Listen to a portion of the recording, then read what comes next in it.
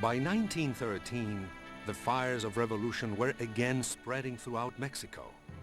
In the south, Zapata's peasant army was on the rampage, determined to overthrow President Madero, who had refused to grant land to the peasants. Madero had misunderstood the revolution. He was not strong enough to rule as a dictator, nor idealistic enough to inspire the poor. Even Madero's own supporters in Mexico City began to desert him.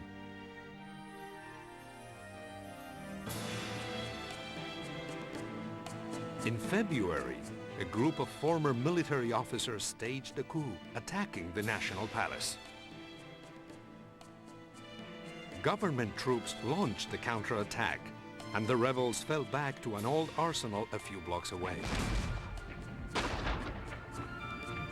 In February of 1913, the full meaning of the revolution was brought to Mexico City during a period known as the Decena Trágica, or 10 Tragic Days. You had full-scale artillery fire being exchanged in downtown Mexico City, artillery blasts going off in Mexico City, buildings burning, the presses closed down, transportation coming to a standstill. This was an event that for the first time brought the meaning of the Mexican Revolution to the citizenry in the Mexican capital. In the midst of the chaos, General Victoriano Huerta betrayed Madero and ordered the president killed. Huerta then seized power for himself. All across Mexico, people rose up to avenge the martyred Madero. Pancho Villa was in Texas at the time. At the news of Madero's murder, an enraged Villa swam his horse across the murky waters of the Rio Grande with a gang of men who would soon become the nucleus of a mighty army.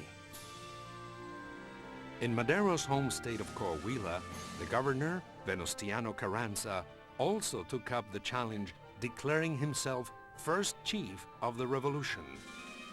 Carranza, an elderly landowner, raised a small but well-equipped army and vowed to avenge Madero's murder.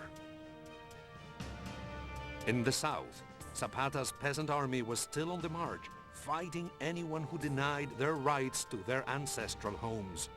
Blood flowed throughout the countryside. The civilian population, which were called pacificos generally, those that were not involved in the revolution, suffered a very, very great deal.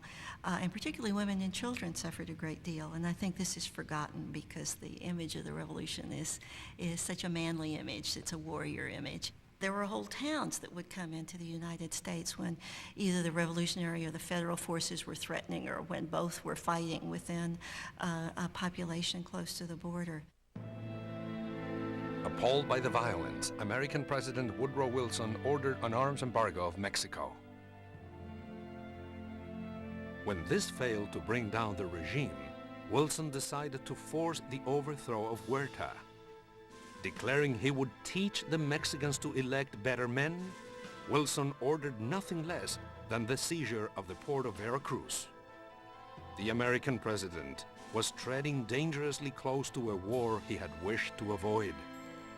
Mexico's attitude toward the United States in 1914 with the intervention in Veracruz was very interesting.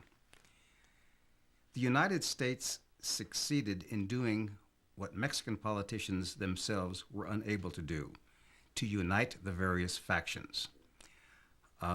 All factions opposed the United States intervention in Mexico in 1914. There were demonstrations against the United States in all of the major cities. The George Washington statue in downtown Mexico City, a gift from the United States government, was toppled from its pedestal and broken. The United States flag was tied to the tails of donkeys and used to sweep the sidewalks in Mexico City. So you have a very, very strong reaction to United States military intervention. Despite unanimous opposition to the American intervention, there was little Huerta could do to stop the rebels opposing him. The three revolutionary armies, including Pancho Villa's 17,000-strong Division of the North, were moving closer and closer to the capital. American journalists, traveling with the notorious bandit, wrote sensational tales for their newspapers. Pancho Villa is both myth and reality. On one hand, he's a bandit. We know he murdered people early on in his career. He was a man that was considered like half wolf almost. There was a wildness to him. But yet on the other hand, John Reed, the great American journalist, went down during the Revolution and wrote about him as the Mexican Robin Hood, somebody who was robbing from the rich and giving to the poor, a real true revolutionary. Villa was a dramatic contrast to his ally, Carranza. Tall and patrician, with a white beard and tinted glasses, Carranza was a wealthy landowner. Totally unlike Zapata and Villa, he was a most unlikely leader of a revolution for the masses. However, Carranza's forces were better supplied and more disciplined than either Villa's or Zapata's. In late 1914, Huerta, realizing that he could not stop the various factions opposing him, fled to exile in Spain. Carranza assumed the presidency. He quickly gained American support. The United States policy supported Carranza. Carranza appeared to be, and he was a civilian, he wasn't a military caudillo. Therefore, he won American support. And the United States administration shut off the flow of arms along the Texas border to the forces of Pancho Villa. By the spring of 1915, Carranza set out to consolidate his power in a showdown with Pancho Villa, who had never lost a battle. Using German advisors, Carranza's men, under General Alvaro Obregón, used modern war technology. Villa's peasant bandits suddenly found themselves facing trenches, barbed wire, and machine guns.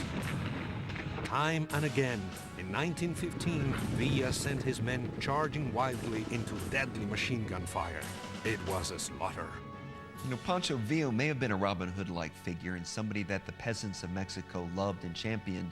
And for a while, when he did sort of guerrilla raids and skirmishes, he had astounding success.